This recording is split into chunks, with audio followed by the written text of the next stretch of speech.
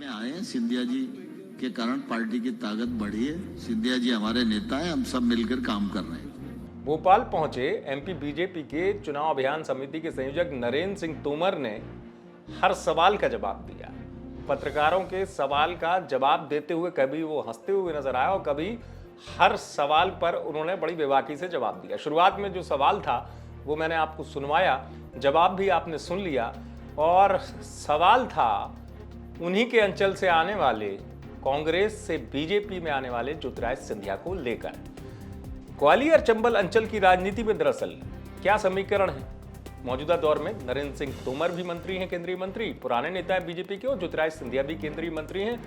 और कहा जाता है कि चुनाव समिति का जो संयोजक बनाया गया अभियान समिति का, उसके बाद कहा गया कि नरेंद्र तोमर जो वो काफी ताकतवर बनकर उभरे हैं।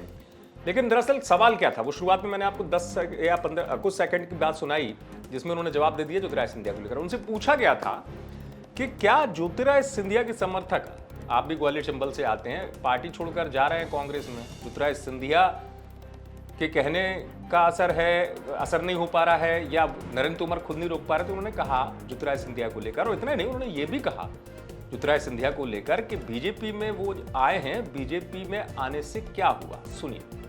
में आए हैं, सिंधिया जी के कारण पार्टी की ताकत बढ़ी है। सिंधिया जी हमारे नेता हैं, हम सब मिलकर काम कर रहे हैं। ज्योतिराज सिंधिया का रोल वैसा ही रहेगा जैसा नरेंद्र सिंह तोमर का है। ज्योतिराज सिंधिया को नेता बोला उन्होंने कि हमारे नेता हैं। नरेंद्र तोमर ने एक बात साफ कर दी पत्रकारों के बीच में कि ज्योतिराज सिंधिया का जो कद है वो पार्टी में महत्वपूर्ण है, वो पार्टी के लिए उपयोगी है। जहां तक सवाल जाने वालों का है तो जाने वालों पर उन्होंने कोई टिप्पणी नहीं की। दरअसल मध्य प्रदेश की सियासत में, जैसे मैंने आपसे कहा, एक ही अंचल से आने वाले केंद्रीय मंत्री नरेंद्र सिंह तोमर और ज्योतिराज सिंधिया को लेकर यह स्थिति रहती है कि पार्टी आलाकमान की नजरों में कौन महत्वपूर्ण है।